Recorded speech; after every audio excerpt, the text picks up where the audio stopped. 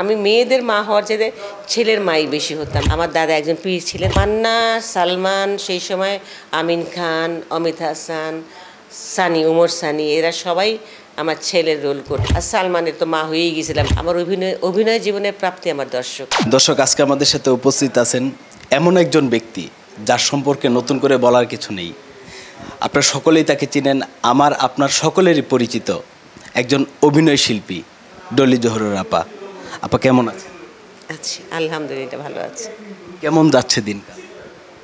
আমার জীবন তো সাদামাটাই। আমার জীবনে কোনো চাকচিক্য নেই, আমার জীবনে কোনো উত্থান পতন খুব একটা তেমন কিছু নাই। এখন আমাদের যে সময়টা, যে বয়সটা, এই সময়টা কোনো রকমের সময়গুলো মানে পার করা নিয়ে কথা। আপনি তো অনেক সময় অনেক আর্টিস্টের সাথে কাজ করছেন, মান্না ভাই, সালমান শাহ, তাদের সাথেও কাজ করছেন। তো একটু জানতে চাবো, মান্না ভাইয়ের সাথে যদি কোনো স্মৃতি এই মুহূর্তে মনে থাকে যেটা কখনো ক্যামেরার সামনে বলা হয় নাই। না, মান্না, সালমান, সেই সময় আমিন খান, অমিত হাসান, সানি, ওমর সানি, এরা সবাই আমার ছেলের রোল করতো তখন।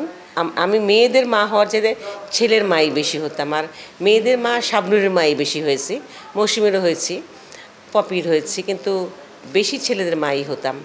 তো কাজেই ছেলেপেলের সঙ্গে যখন কাজ করতাম, ওই যে বললাম যে মা আমি, ওরা মার দৃষ্টিতে দেখতো। যদি আমি ফিল্মে অতটা মা হইনি, ওরা আমাকে অনেকেই ভাবি ডাকতো, যে মার না আমাকে ভাবি ডাকতো, মা ডাকতো না। তারপরে ফেরদৌস আমাকে ভাবি ডাকতো, তারপরে অমিত হাসানও ভাবি ডাকতো, আর আমিন খান, হ্যাঁ, ও ভাবি ডাকতো। একমাত্র সানিট খুব বেশি মা করতো, আম্মু আম্মু করতো। আর সালমানের তো মা হয়েই গেছিলাম প্রায়।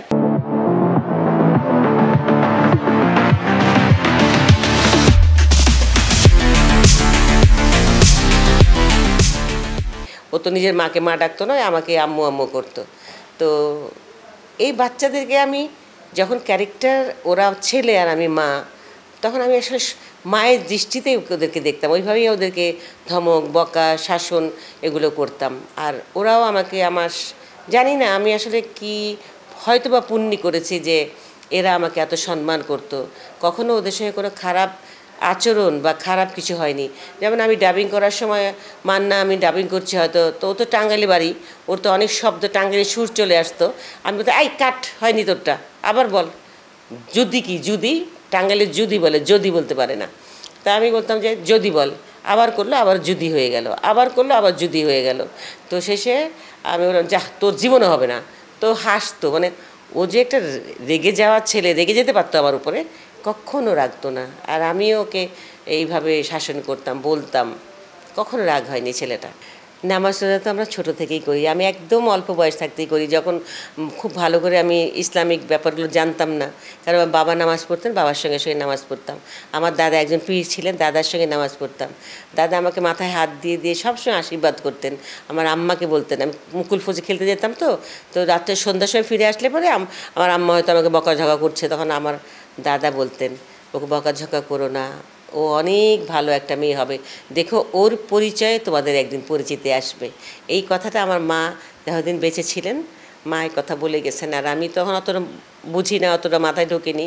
পরবর্তী আম্মার কথা শুনেই আমার তখন মনে পড়তো দাদা এই কথা বলতেন। দর্শক আমাকে ভালোবেসেছে অবশ্যই। আমার প্রাপ্তি বললে না একটু আগে, যে আমার প্রাপ্তি কী, আমার অভিনয় জীবনের প্রাপ্তি আমার দর্শক। আমাকে না ভালোবাসলে এতদিন টিকে থাকতে পারতাম না, অনেক আগে আমাকেই অফ করে দিতে হতো। যে দর্শক আমাকে ভালোবেসে এতদূর নিয়ে এসছে, সেই দর্শক আমি যতদিন বেঁচে থাকবো তাদের কাছ থেকে আমি ভালোবাসা পেতে চাই। কারণ ভালোবাসা ছাড়া মানুষ বাঁচতে পারে না।